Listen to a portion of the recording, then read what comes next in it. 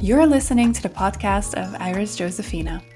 If you're passionate about exploring the menstrual cycle, cyclical living, body wisdom, personal growth, spirituality, and running a business in alignment with your natural cycles, you're in the right place.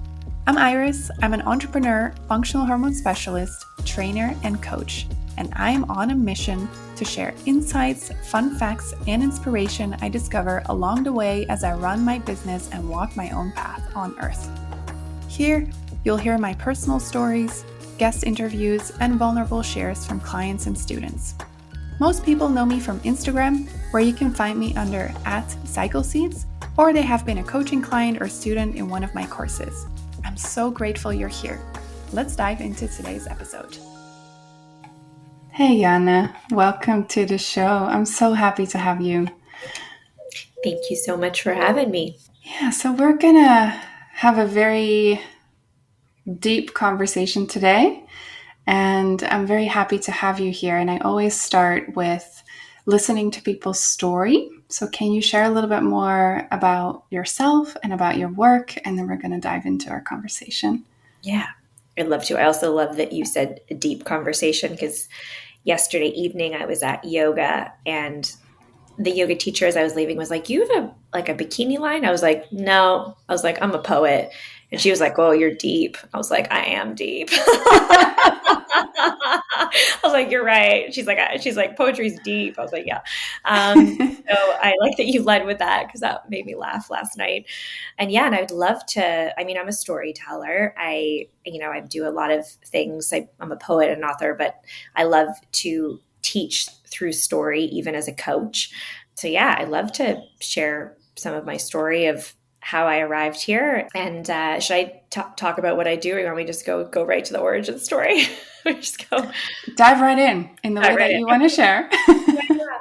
So 12 years ago, I was started to just have information that came in the form of a feeling, because I think a lot of the times information that it's time to evolve or change or make different choices or quit a job, leave a relationship, change a foundational part of our life, or sometimes create an entirely new life and start over, usually comes in the form of a feeling. And I started to feel, actually, Iris, it was wanting to sleep all day. There was this, it's interesting how our vices and way we try and numb or avoid, like some people are like, "I'll cover that in wine," or some people are like, "I'll watch Netflix or eat cheese," or there's ways we can, there's unhealthy. Now we're in the time of biohacking, so I think we can help regulate in different ways. But I feel that for me, 12 years ago, I was in Edmonton and I was bartending and serving, and I just felt like I had completely outgrown every part of my life. And I'm sharing the feeling because the feeling was the very first information for me that, like, oh, dang, I'm going to need to make some changes here. I'm going to need to maybe completely start over. And this is really hard, because it's almost as if we get in this on the train tracks of our life and trying to see that there are different ways and different options for us. Sometimes I say different exits on the highway. We kind of black them out to a degree because we feel committed into these parts of our lives, but the information that we might need to change is a feeling. And so for me, it was apathetic, sadness, exhaustion. I felt a little depressed, and I'm a big believer in, and I love Louise Hay's work. And, she talks about how the emotional cause behind depression is often feeling trapped. And we start to sometimes feel trapped in our lives, which sounds wild, but we're just like, I get up and I do the thing, and then I go here, and like, this is it. And I had a moment where I just went, this isn't it for me anymore, not this. And it was 3:45 p.m. and I was sitting in this show suite in Edmonton selling condos, and I'd bartended the night before. And I remember just looking down at this cup of like curdled coffee from Starbucks, and just, this is such a visceral moment for me. I've told this story many times, but I think we all have these moments where we really finally get the information. It just hits us in the face and we're like, whoa, yeah, this is it. And I was looking at this curdled coffee from Starbucks with like 2 creams and sugar. And I just felt sick. I just felt like Elizabeth Gilbert talks about how we can eat the shit sandwich of our life for so long.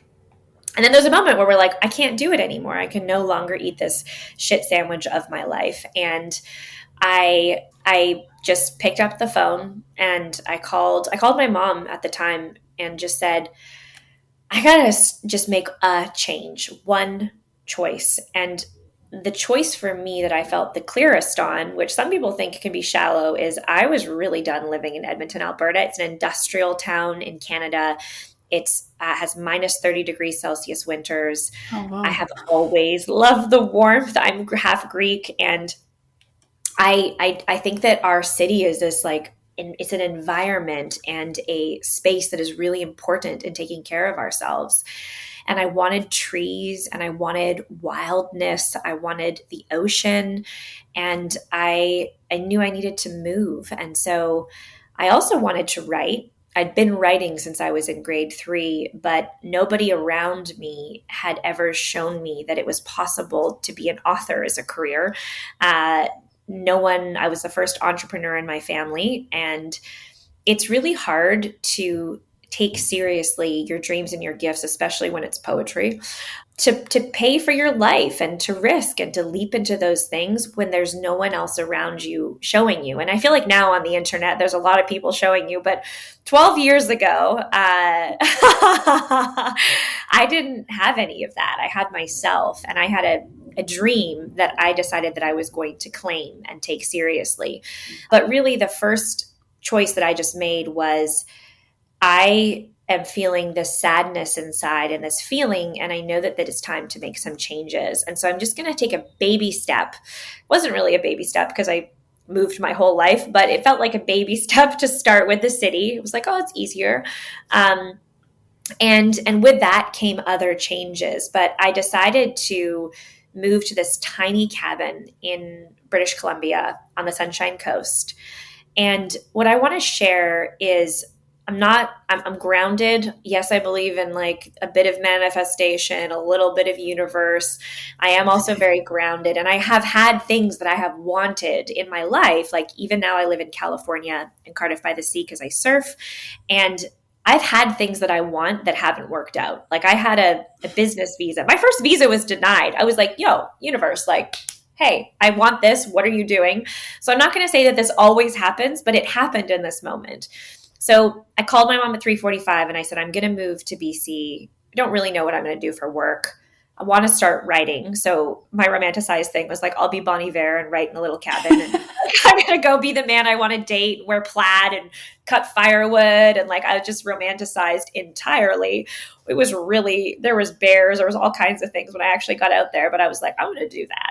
And I'm glad I did it, but definitely had a romanticized idea of what living alone in the bush was going to be, which comes later. But I also, 6 months prior, I'd had a conversation with a woman. She was a filmmaker, so not a poet, but she was an artist, and she was a very successful artist. Her name's Diane Whalen. And I had asked her about how she had changed her life and how she had, she's Oscar qualified, Gemini nominated. She's a big fish out there in the film world. And sometimes we ask questions that save our lives. Like I really genuinely, I want to be very clear. I wasn't ever suicidal, and it was a bit of a dramatic, but sometimes we get in these versions of our lives where we need to recreate. And I believe that if we stay in them, we will become like depressed and gray and all of those pieces. And 6 months before this moment, I had asked a question that I remembered in this moment, in the present tense, that had been really important. And I had said to her, like, how did you do it? How did you start? How did you, like, you're an award nominated filmmaker, best-selling author. I have no idea how to do this. How did you do it? And she looked at me. So apparently I did have somebody. Instagram wasn't there, but there was one person. And, she said to me, Yana, I was a photojournalist in Vancouver. We're in Canada, everybody, location wise. And I got tired of telling stories of trauma. I got tired of photographing airplane crashes, pain. I wanted to tell different stories. And so I heard about a sovereignty mission that happens in the northernmost point of Canada every year with the First Nations Rangers and the military go because technology freezes in the Arctic. So snowmobiles and all of those things actually are not enough. Western world is not enough to navigate the northernmost point of Canada. We need Indigenous and first, we need their knowledge of the land to fully arrive. I also think it's a little ridiculous that we do a sovereignty mission every year, but that's a side thing. I'm like, really? Don't we have better things to be doing? But she loved this merging of worlds and wisdom and wanted to go with them. And so she just called them up. She called up the whoever the person was that was in charge of the expedition and said, my name's Deanne Whalen, and I'm a photojournalist for the Vancouver Sun, and I want to come with you. And they were like, "Who are you? You can't come with us." And they hung up on her. And she called them back and said, "I want to do this. Like, I'll write a book. I'll do a feature story. Like, I will cover this." And she asked some of the right questions and said some of the right things. And she ended up on this expedition, and she wrote a book about it called This Land, and made a film interactive with the National Film Board of Canada. And it kickstarted her career as an adventure filmmaker. But she had to have the audacity to pivot, to change, and to claim a different dream. And so mine was a little bit less adventurous. Yes, there were bears with the cabin, but I was like, I'm going to go live in this cabin. And she had also said to me, Janne, you need to just change one thing. And so in that moment of I can't eat the shit sandwich anymore at 3:45 p.m. in the show suite office, the truth that I met inside of myself, and it was a smaller truth, but it was still a truth, was just I really need trees. I really need trees. I really need the ocean. And I really need something different. And I didn't even know where in BC it was going to be, but I knew I needed to move to BC. And I called my mom. And as I was sharing this with her, I said, I'm also going to start writing. And I don't know fully how to make a career as a writer, but I'm going to start doing it. And I might go to some universities and talk to some guidance counselors and see. I've never been to school, but I was like, oh, maybe I'll explore, have some conversations there at different colleges or universities. I ended up not going that route because I went and sat there and went, I'm not really convinced I need this to have a business as a writer. I'm not a heart surgeon. So I think I could tell a story. And I said to my mom on the phone, can you contact Dee and see if she knows anywhere I could bartend or serve? Because as I changed this one core foundational part of my life, I still needed to make money in different ways while I built out this maybe business as a writer. And so as I'm on the phone, this woman walks into the show suite, and integrity is one of my biggest values. And Iris, I'm so happy that I have a core value of integrity, because if I didn't, I wouldn't have had this moment. I made commission selling condos for a developer that was kind of like a sort of soft real estate gig. And I was actually waiting for $10,000 that I never got paid. And the other thing that I want to say is we often have something that we're waiting to happen to change our lives. And one of the reasons I stayed was I'm waiting for this $10,000. At that point in my life, when I was making $30,000, that was a lot of money for me. And it was my next step. And I was waiting for the shoe to drop to make these changes. And I would make like $1,000 a person I sold a condo with. I had a business partner, and this woman that walked in was not a new lead, so I wasn't going to make money off of her. And she actually wasn't my client. She was my business partner's client. She came in, and as I'm on the phone, and I am really checked out of this life. And I'm so glad I had integrity, but I was done. I was really ready to move on from the job and everything. But she said, I'm here traveling from like out of province, and I have to fly out tomorrow. I know you're almost closed. Could you please show me my unit? It's under construction. I really need to see where they're at. And I put on a hard hat. And I was like, okay. And I got off the phone, and I walked with her through this building. And as we were walking, one of my superpowers is very open and people feel very safe a lot of the time to share their story. She started to talk to me about her story and her life and why she was there. And her father was sick. So she was buying a condo in Edmonton to be closer to him and to take care of him. And then she started to talk about this cabin. And she was like, I have this cabin and I don't know what to do with it. Like, I don't really want to sell it. I don't really want a stranger living there. I don't know what to do with it. And I'm like, where's your cabin? And she's like, the Sunshine Coast, which is where Dee and I had gone kayaking in one of the places I was considering. And I went, okay, no way. You're not going to believe this. But you walked in as I was having a conversation about wanting to move to BC to pursue my dreams. I want to be a writer. I started to share my dreams with her. And she was like, I love you. Like, I would love if you lived, or she didn't say I love you, but she was like, I love your energy. You know, I'd love for you to be the one that lives in the cabin. And then I shared that financially, I was like waiting for this money to drop because the developer had something caught up with someone. And again, it never arrived. So for those of you that are waiting for the shoe to drop, it might not drop. So you have to also just claim the shit that you want and call up the sovereignty mission and just say, I'm coming. If that's the audacity is important in this. And I told her about the money and she said, you can actually live rent free till the money comes.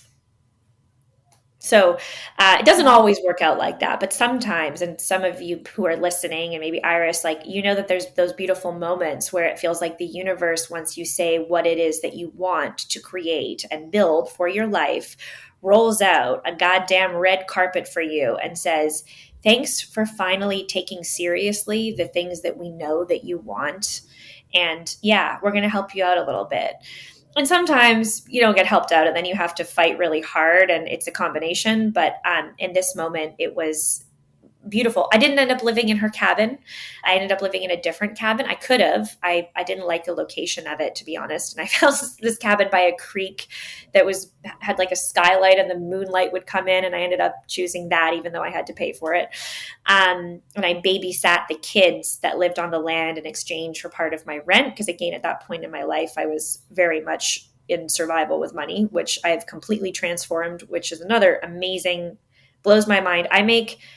I used to make $30,000 a year hating what I love, and I have made like $270,000 to $500,000 for 5 years off of my fucking gifts and my art. And every day I wake up and look at my calendar. I know I'm going forward a little bit, everybody, but this week I got a speaking opportunity of my dreams, of biggest one of my whole career. Brene Brown was a speaker at this conference a different year, and I just feel I'm having a lot of flashbacks right now of what my life was, and like the courage that it takes to actually claim those things that we want, but that it can never happen. And we wouldn't be on this call. None of the things that I've done today, none of the clients I've sat with or opportunities would even exist if I wouldn't have picked up that phone. And sometimes it's delirious, like you're a little like delulu, like you're like, I'm delirious that I'm going to do what? I'm going to go move I don't even know how to use an axe. I was freezing. There was bears tearing the siding off of this cabin. I was terrified.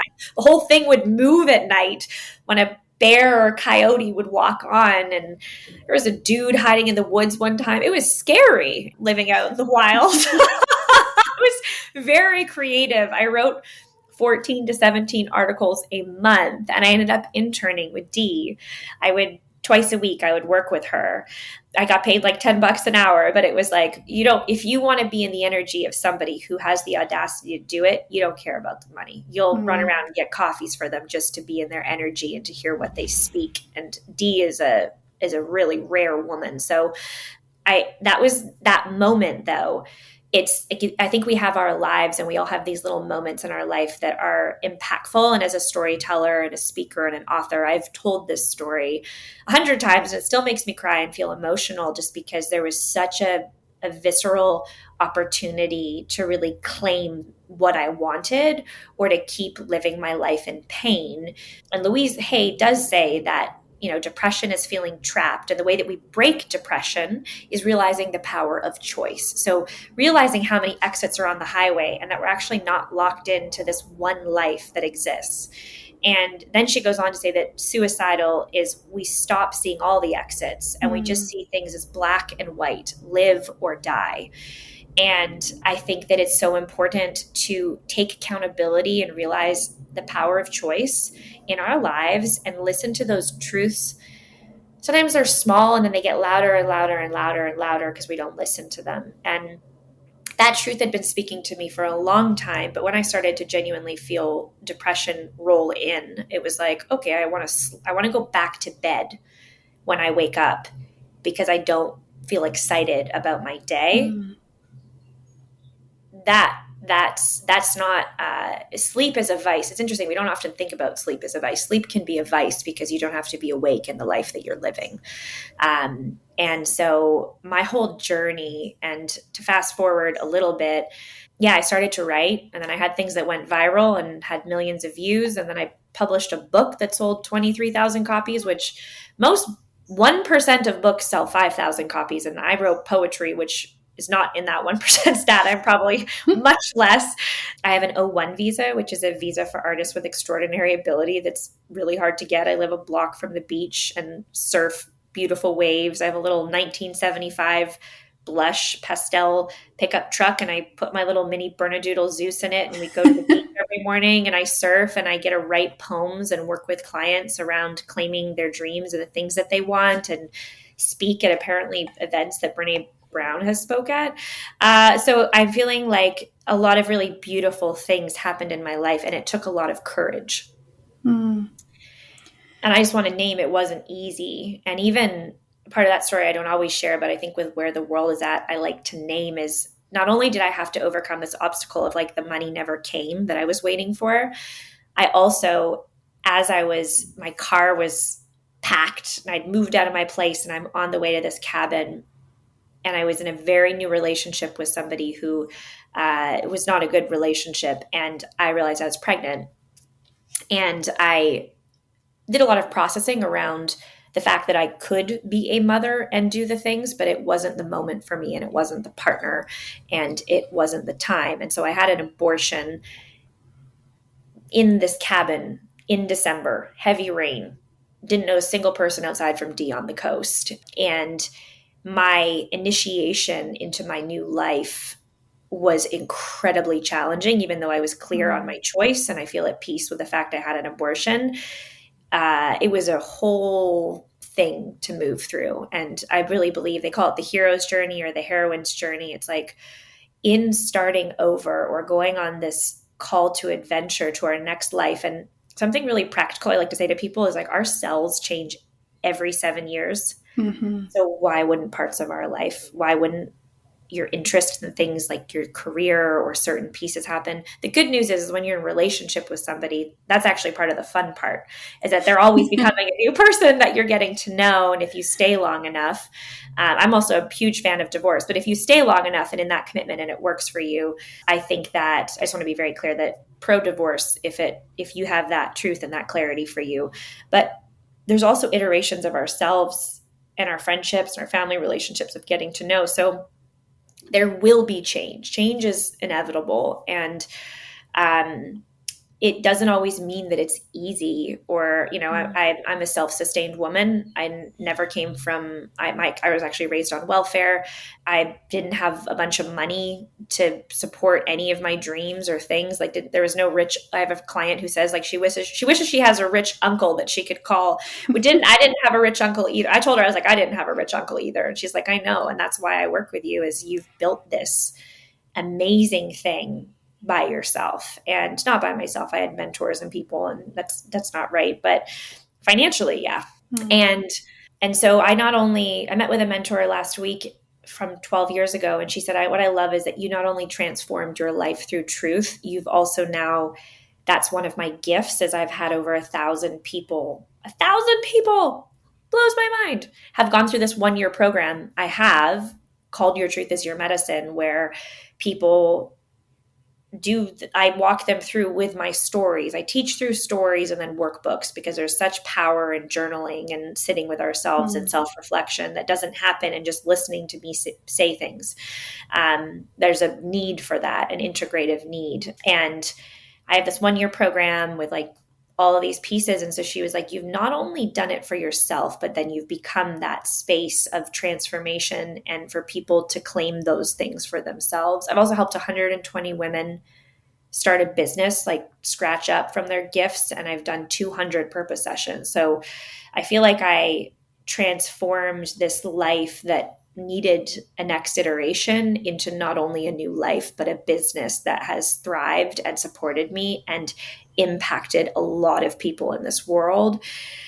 Whew. And that's the thing we don't always think about is when we're not claiming the things that we want, we're also shorting all of those people in the world who need our gifts, who want to fall in love or be our friend or, collaborate with us. Like they're just waiting for us to have the courage to show who we really are to the world. So, yeah, thank you for sharing that. I always say like it's a disservice to not claim what you're here for and to not listen to that inner voice or that sensation or that feeling that you mentioned at the beginning. When you don't listen to that, everyone else who gets to enjoy you while you cultivate your gifts also misses out. And I love that you claimed that for yourself. And I completely understand how this feeling of, oh, this change needs to happen. And then when you're working towards the change, you feel this excitement. But then when you're actually landing into the change, things can actually be really challenging. And I've experienced that too in multiple moments in my life. Like I've, like you, like packed up my stuff and moved countries because I felt I had to do that, or because I had a very beautiful experience when I went to Malta for the first time. It was total synchronicity. I read about it and then I cried when I read about it. I booked my ticket, booked my flight, booked my car. I was like, why am I here? And I arrived at my Airbnb and the people who were living there, they said, okay, there's one thing you need to know. When you're here, a baby is going to be born. And I'm like, oh, I'm a doula. So if you need help, just let me know. And they just like dropped everything. And they're like, we've been looking for a doula for 9 months. I'm like, okay, that's why I'm here. I understand now. I get it. Wow. And then after that experience, there was this whole cascade of like, I need to move here. And then all these opportunities like magically popped up, but it was not magically, it was because I made the choice. Mm-hmm. And I can really relate to this journey because it's the hero's journey, basically, mm-hmm. that you're like unraveling. And I can relate to that. And it's such a gift if we, or when we are brave enough to listen, because every part of that journey comes with surrender, with lessons, with wisdom, with knowledge. And I'm just so grateful that you said yes, because now we all get to learn from you. You wouldn't be here.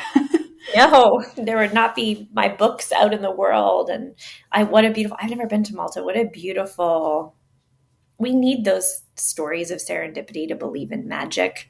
Yeah, we do. They're so important. I love hearing those stories, but also then I also like to simultaneously share the stories of where I've been flat out rejected by the universe, just to make people to be like, you still have to go out there and choose, because you can make it, spiritual people love to make things mean something. And I'm like, stop making it, you can make it mean something encouraging, but don't make it mean that you're not meant to have the things that you want. You still have to have the power of will. Yeah, that's very true. Yeah. To go out there. Thank you for sharing that story. I like that. Yeah, there was more to it, but time right now. So you mentioned that this entire journey of yours has led you to create this beautiful program where you teach people how their truth can be their medicine. Mm-hmm. And I'm curious, what does that mean in the season of your life that you're in right now? What does that mean for you? Because I can imagine this also morphs and changes as you change. Yes. And for anyone who's a business owner and has a program that they relaunch every year, I feel like I revisit the core medicine or the message of each offer every time I amp up. It's almost as if my life becomes an amplification of what I'm about to step into and teach. And so I've been actually building out this launch as a whole. it's a marriage. It's definitely not a one night stand for this program that we do. And take 6 months with my team. So we've been in it now with the truth, talking to the truth for 6 months. I think the biggest thing, having conversations like this conversation with you and conversations I've had this week, really brings me into my heart and gives me a meaningful space to reflect, because the program Your Truth is Your Medicine is about my story in changing my life from a moment that I was in pain and just feeling really sad. And now knowing where I am, I still have moments where I have to make changes and choices. And it's not, I even tell people it's about learning to listen to this compass inside of who we are, or our North Star, or this feeling. And I feel like truth is I don't know if it's going to say it's intuition. Sometimes people want to say it's intuition, but it's like, it's this piece inside that we hear, and then we need to continue to fire a synaptic response, neuroscience, get that moving, to learn how to hear, integrate, and then take action. And that's something we got to do for our whole lives. It's not like, oh, I did it once, Iris. I did it once and now I'm good. It's all good. No, I get micro and macro truths in my life all the time that I have to listen to. And sometimes I'm a manifestor in human design, and that's on my forefront because I just was interviewed by Erin Claire Jones, who's a human design expert this week. And we were talking about how with my design, which is to be an initiator, I'm very bold and evocative, and I don't ask for permission, and I repel people or they fall in love with my big energy. I'm not I'm a supernova. I had a therapist once who said, Dick, you're a supernova in a world full of planets, and you have a big energy, and you're going to feel alone and lonely sometimes because you're not always going to be met. So feeling disappointed, feeling some of those pieces. But I get truths like, integrity is a core value for me. And I oftentimes, like I was just saying on the note of where's truth showing up in my life, I had a business somebody in my business, like a contractor relationship, fall apart this week. And that's always hard, even when you know the truth of a relationship not being a fit. For me, I use the world of values. So I always try and look at maybe what values are not shared. And it still hurts and it's hard. But as I step deeper into working with people around honoring those truths, I force myself to also really step into them. It's like I'm going to be teaching about vices and numbing. And like, I have moments where I can reach for breath work and a cold plunge or a glass of Sauvignon Blanc. And I can tell you that closer to like, I feel like no one drinks anymore. I drink sometimes, but I feel like the whole world is like personal development, self-help world. I mean, Europeans are a little more chill, but in America, all the self-help coaches have stopped drinking, and I like wine sometimes, but I notice, especially holding so much and in a busy phase, wanting to downshift my nervous system. But I'm like, I'm about to go talk with people about their relationship with wine. And so I start to get very aware of my relationship with those things and where I'm regulating in a way that is healthier and cleaner. And it's fine to have wine sometimes, or TV or whatever. I think it's, Abraham Hicks's work? Yeah, I do. Yeah, I love her. And I listened to a seminar she did once, and this woman came on to do a hot seat with her. And the woman said, my husband just died and I'm drinking a lot of wine. And Abraham was like, okay, so drink wine, but like, don't drink wine forever, and be aware that you're drinking wine. And I love that practical piece. And so one of the ways I've been noticing is in my stress, how am I regulating? And also, am I really owning and speaking my truth, and also integrating it in some moments and some of the things that I work with people on, because sometimes we take sloppy, messy, reactive action. I have a whole module of my program of like, hey, there's something called integration. And I know it's really fun when you go to a personal development seminar to like blow up your life, but like just let it integrate for like a week maybe. And then, I have a client, who shared all these changes, but you have to space them out in your life. You don't want to like quit the job, move, and leave your partner all in the same week. You can. I mean, it's kind of manic and fun, but then it's really hard on your nervous system. So, yeah. And then I almost also, something that happens for me is I really fall in love with what I'm about to teach in a Mm. new way, in a way that I haven't. And so when you've created something, sometimes I'm sure you've done this, you make something and you're like, nah, I don't know if I'm really that interested in that anymore. Yes. Like, okay, I've taught it, like, meh, I've done it, like, I'm moved on. But then I get into it and I'm like, yeah, like I remember the reasons and the beauty. And I have affiliates working with me for this launch, and they're sending me voice notes being like, I just did the hypnotherapy soul retrieval session. And because I have all these mentors and teachers that come in and speak, and like they're saying, like, I left my body, I had this life changing. And I'm like, right. Yeah, this program's amazing. And I'm so glad we're doing it again. And so it's like when you have a musician that has a hit song and they sing it a million times. You're like, do they really want to keep singing it? But they have to find a way to fall in love with that song in different ways and to connect to it. So, yeah, I'm in this phase of falling in love again with something I made 5 years ago. And I'm deep in the, because then I'm also writing the emails and the ad copy, and that brings me into my story and connects me Mm-hmm. back to it. So, yeah, I'm in a beautiful space right now of just paying attention to the elements of that, because listening to the truth of who we are and meeting ourselves in truth is not something we do once. And that's, I really need people to hear that, because it's not, I'm not perfect. I'm not fixed. My life isn't transformed. I have moments where I'm out of alignment, and then I have to listen to that truth. And so does everybody else. But it is about learning to listen in here. So, Yeah. It's almost like when you were saying all of that, what came to me was like truth is actually a verb. It's something that keeps evolving and shifting and change. It's like alive in its on its own, and we just have to move with it and see what it means and see how it feels and how it moves with us. Yeah.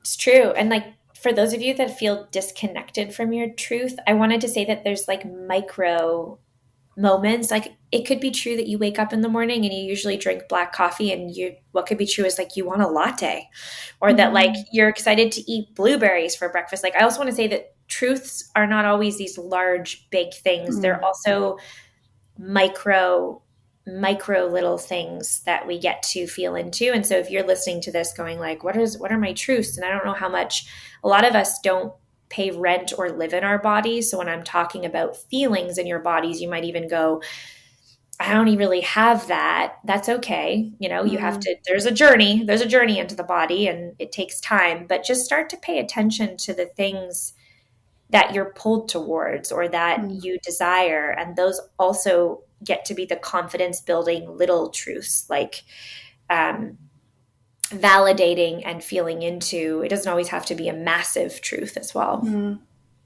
Did you notice that when you made that one first big decision, this shift, this change, that it was easier for you to also notice the other like smaller day-to-day truths that came to you, like, oh, this is what I want to have for breakfast, or now I want to like move my body, or was that something that was awakened within you?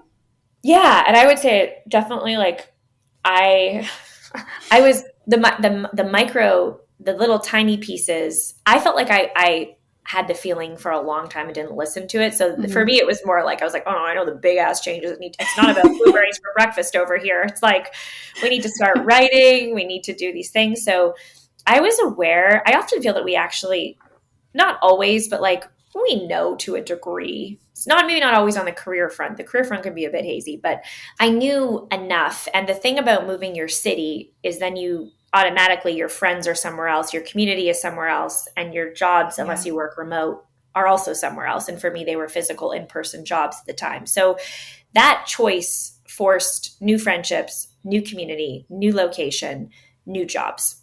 It also gave me an opportunity to start working online and have an online business. Mm, But yes, it amplified and created a space for me to look at all of those things very clearly.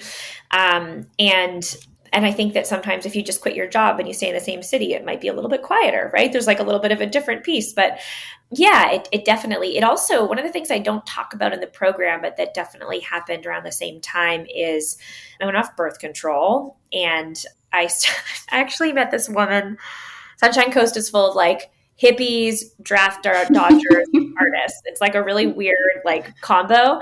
And there's this hippie, this woman I met. She was I am a hippie. I was raised by hippies. I love hippies. But she was like, when I went off birth control, what I notice now is like when I pee in the woods, I can feel the energy of the earth again. And anyways, I remember this moment and her telling this to me. I decided to go off birth control. I started to connect also with serious hormone imbalance in my body because of birth control.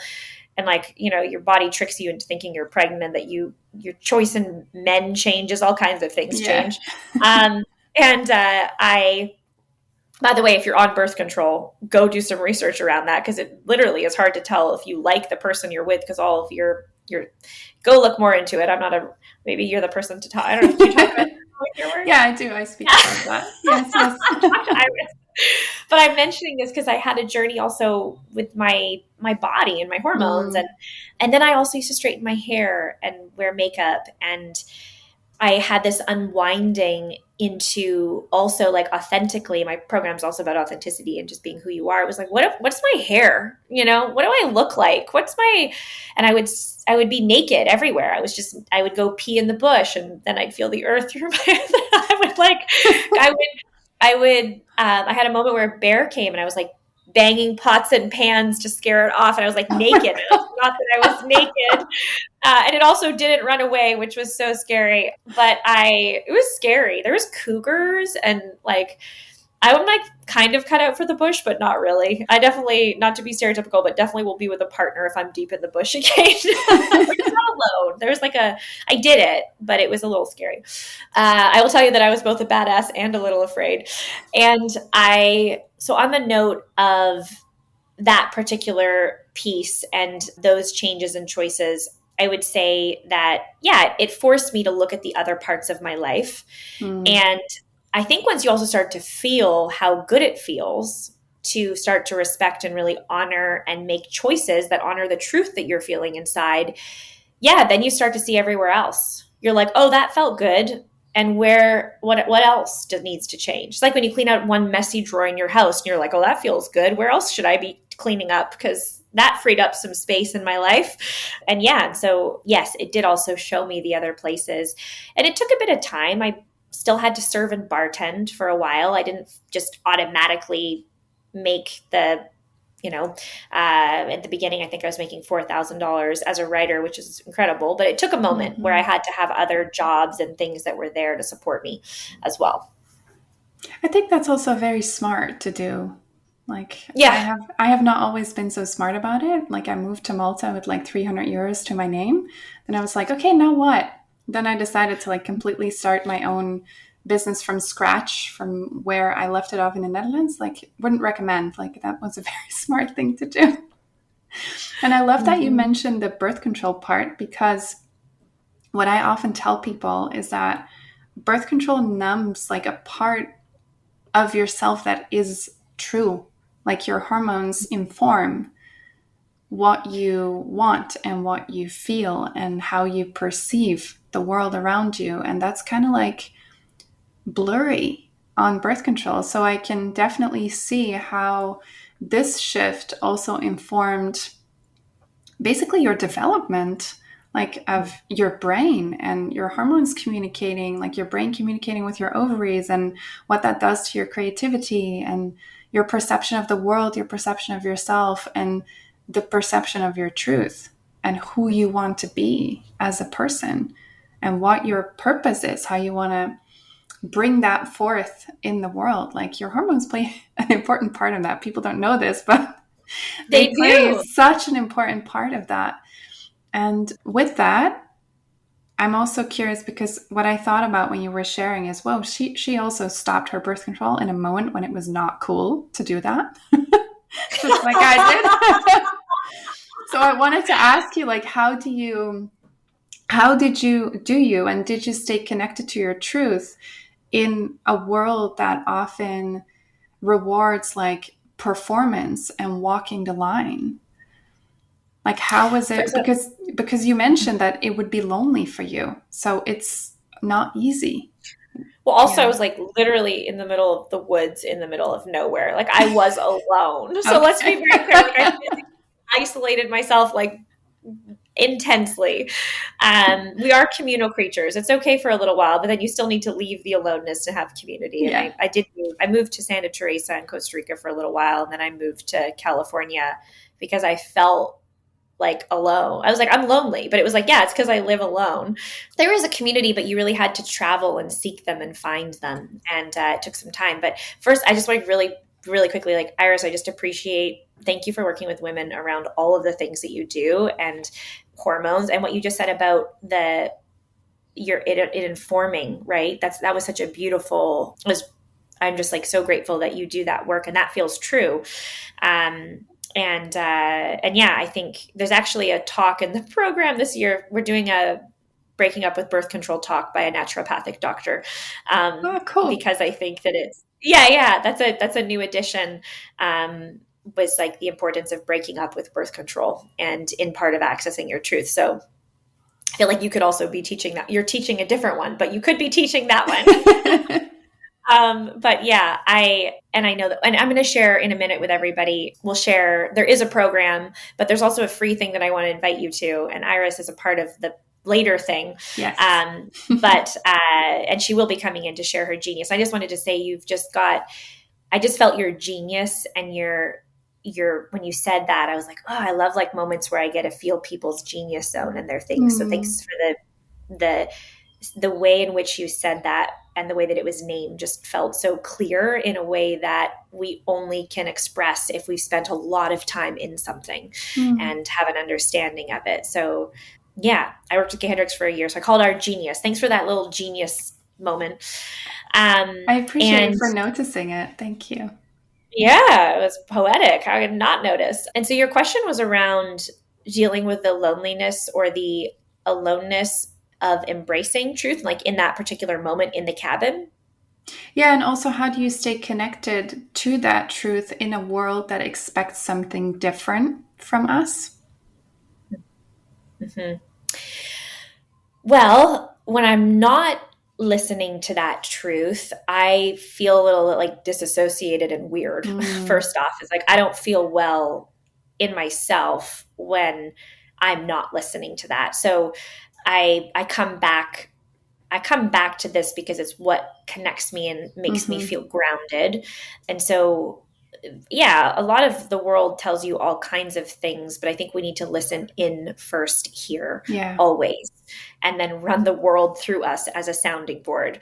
And in that particular moment of change and embracing the truth that I was starting over and like being alone in the cabin. I also just want to make sure I fully understood the question because I feel like I might go on a tangent right now. Can you ask it one more time?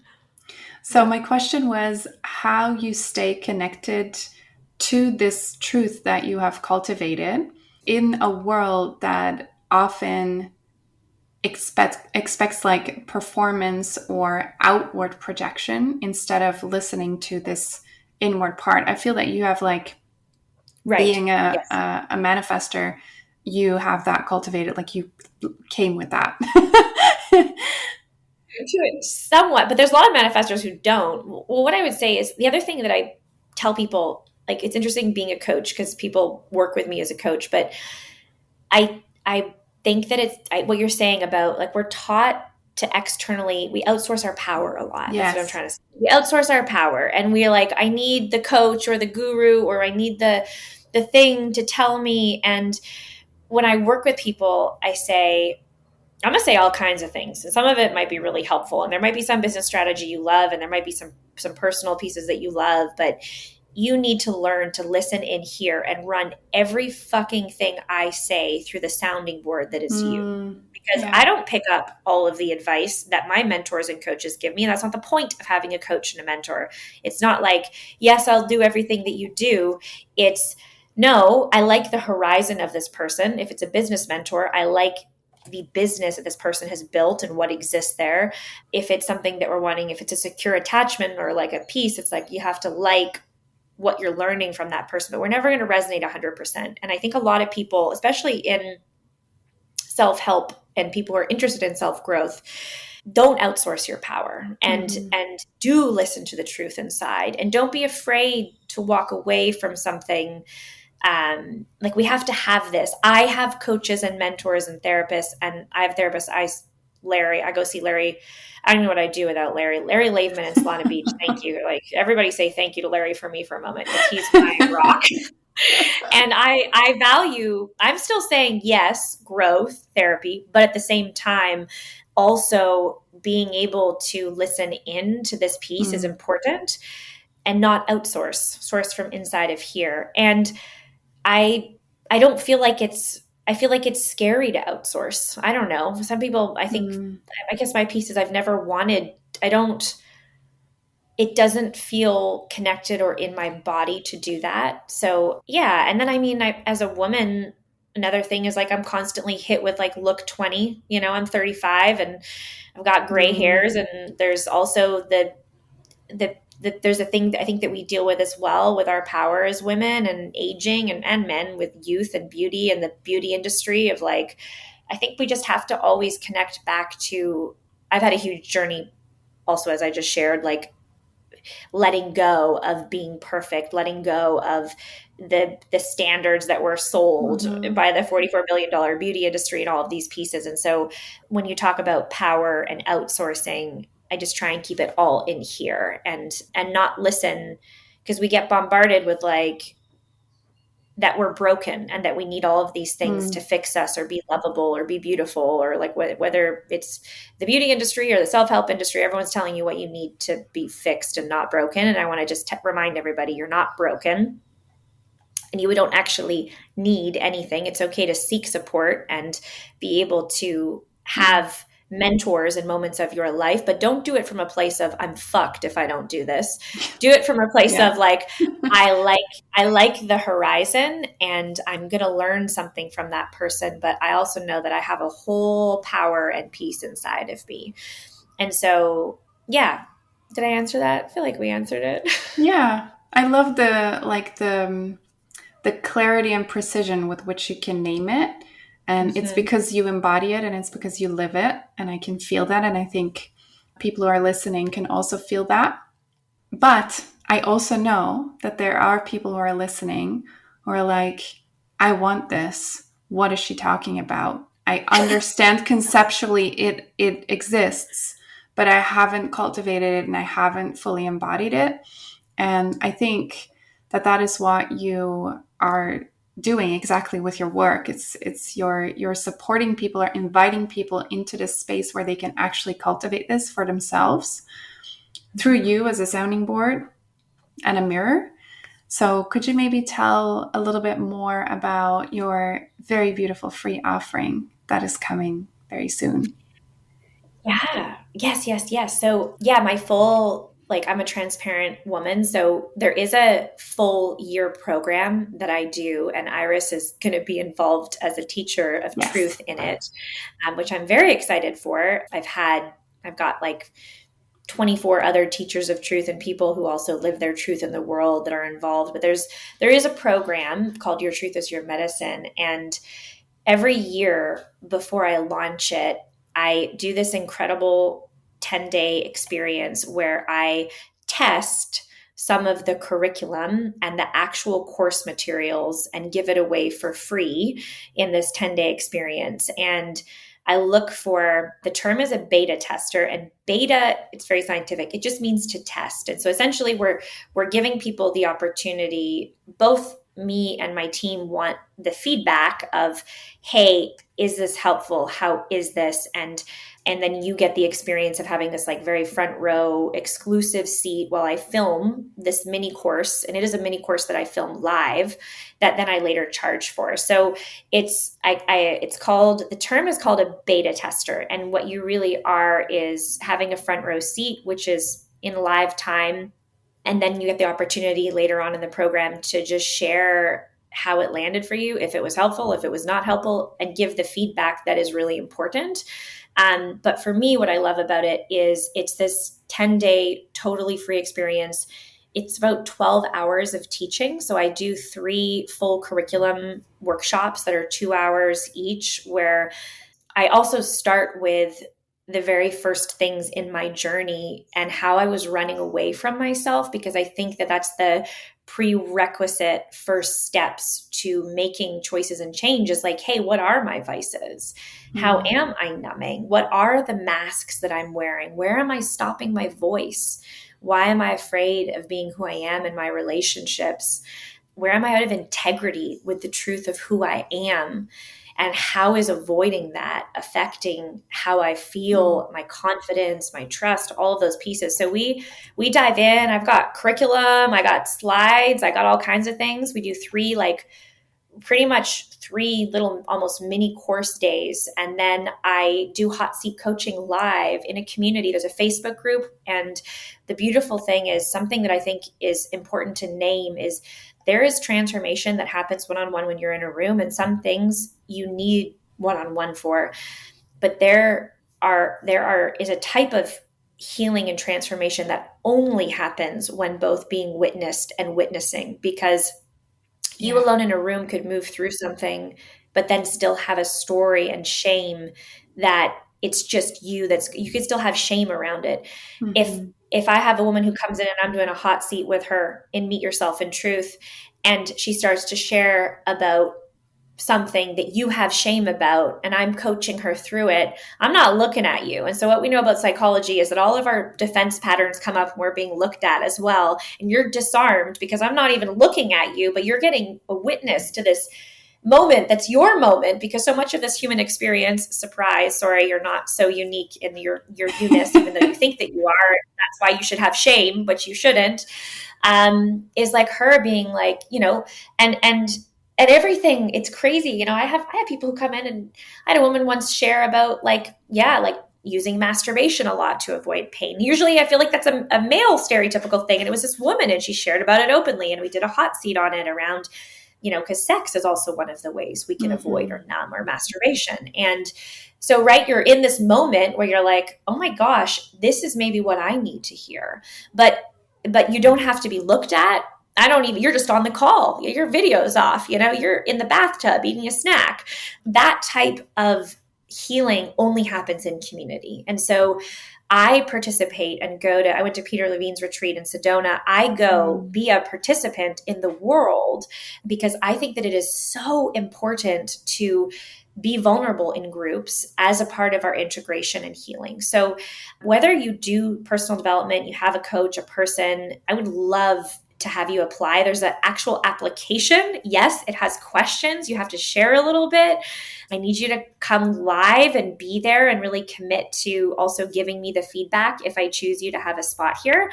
But yeah, it's really fun. It's really generous. It takes a whole team of people and a lot to build this out, but I love being in community each year, and I love getting feedback and then it's like a free 10-day personal development thing. So it feels amazing to give to people the opportunity of being involved in, and it allows me to like touch and access my work in a way that I only get to do once a year. So very excited. It's June 2nd to 12th. It's called Meet Yourself in Truth. I haven't even shared about it in the world. So if you're listening to this podcast, you're getting one of like the first opportunities. And also bring a friend. It's fun to do this with an accountability buddy. So you can share the link with 15 people in your life if you want. And maybe who would need it the most just listening to this. Please do send it to them. And it can be really good. And also, if you want to come, if you're a mom, ask for the support that you need, or if you have kids, like get childcare, be there to really receive. So often we sign up for things to support us, and then we don't actually sit down. So go get the childcare, or ask for support, or block the time in your calendar to really be there if you're going to come, because I'm going to want to be with you. So also, I just want to note that, just to encourage you to not just come, but like, commitment only works when you do it. So could you actually commit to this if you come and you're approved to like follow through? And yeah, so if anybody in Iris, your community, is listening to this and goes like, I like this woman's energy and I'm curious to learn more. I felt something inside when she was talking. Maybe you're triggered by me because I'm really bold, but like I feel something and I want to learn more. I would love to have you come Meet Yourself in Truth.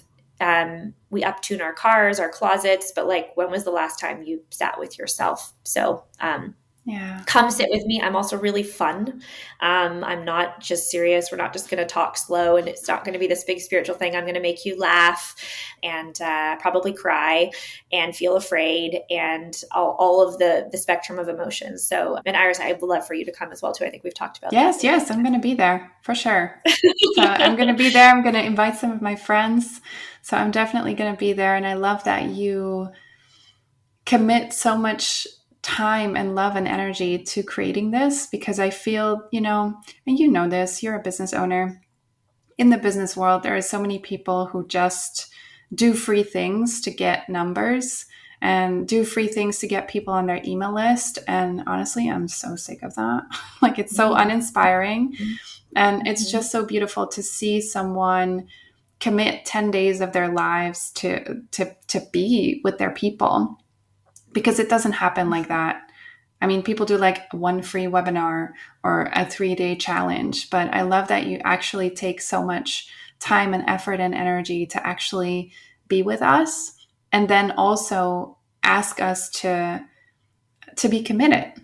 Because how many times have we dropped our email because we loved like a fancy title of a webinar and then we never opened it up? Like, it happens all the time. And it's like, with these kinds of things, like, I feel so much in my heart. These things are a reciprocal, you're stepping into a reciprocal relationship. And because it's online, it often doesn't feel that way. But that's why I love to work with you, because you're different in that. And I love that you create this open space, you give from your heart, you invite people in, and yeah, that's why I trust you. That's why I work with you. That's why I come to talk into your program, because you're just a real woman and you're doing it like so much from the heart. And I really want to say that. And I appreciate you so much for inviting me into your world and support you with this work, because it doesn't happen everywhere. Like, we all know that we are entrepreneurs. We see other spaces as well. And I think it's important for us to, as entrepreneurs, to keep connecting and to support each other in this way and bring our people in each other's worlds, because we're all here for the same thing. We all want to have community. We all want to be loved. We all want to be seen. We all want to grow. And I love that you so generously create these spaces. And I just want to express my gratitude for that, because I love you for that. Oh, thanks.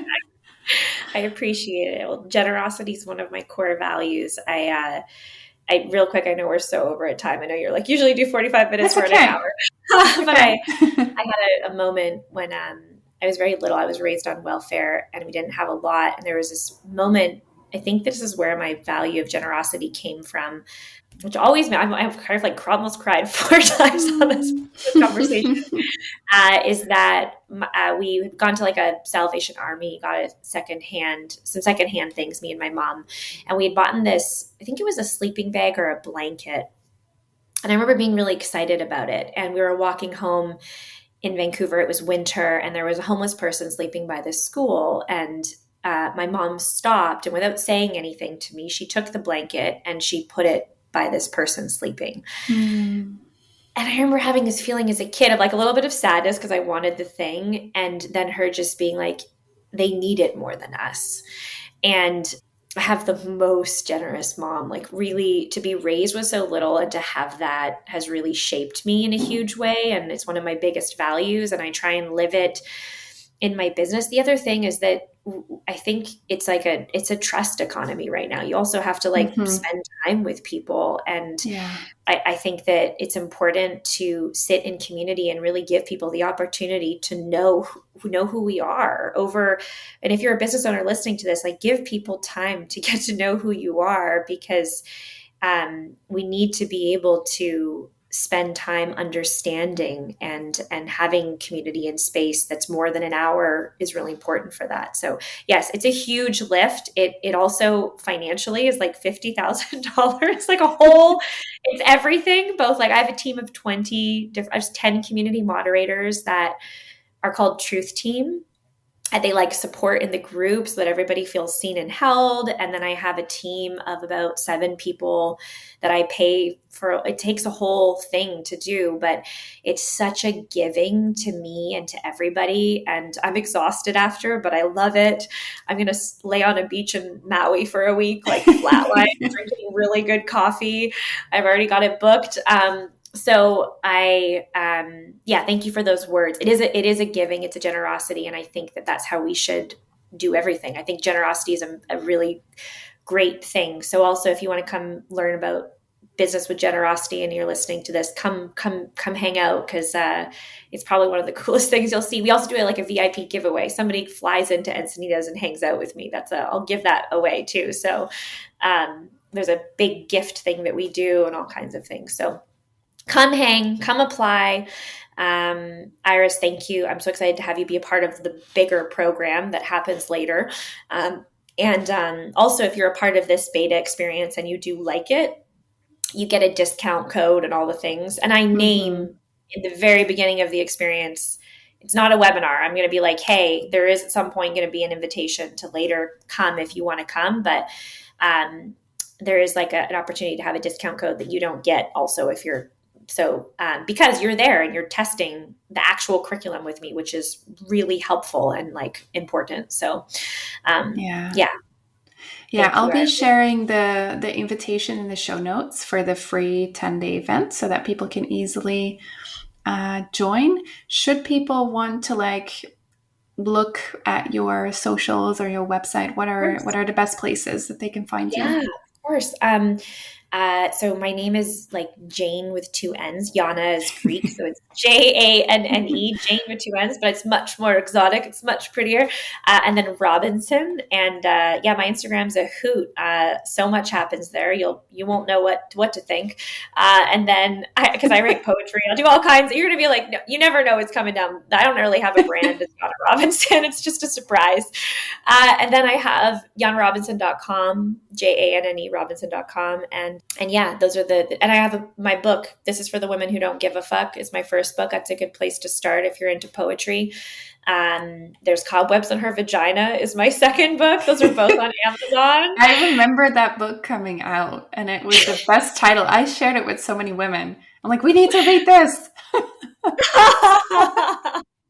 It's really fun. Yeah. I also work in corporate. I always tell people, I'm like, you can do anything you want. Like, I love to be a expander, but so those are all places, but yeah, just come hang out with us. It's live and, you can buy my book later. I'd love for you to just come be in the energy. And, there is also some catch-up days that you can watch recordings on. So that's good too. But yeah, Iris, thank you for the generosity of your time and also your trust, because to bring anyone onto your podcast or into your audience means that to a degree that you trust them and feel resonance with them. So to everyone listening, your attention and your presence nowadays, there's a lot competing for it. So thank you for taking the time. And then, Iris, thank you for taking the time to hear my story and share this and also come into the program later. I'm really excited to have you be a part of it. I'm excited too. And I will definitely see you at the 10-day event. I'm going to be there, going to bring my friends so we can share time there. Thank you so much for coming on. Bye for now. Okay, this wraps up today's episode. Thank you so much for listening. Want to know more about me? The best way to reach me is via @CycleSeeds on Instagram. And if you heard something today and you think, oh my God, wow, I learned something new, feel free to share the podcast on your social media and tag me, or leave a review or rating. In this way, you help me reach more people like you. Thank you so much.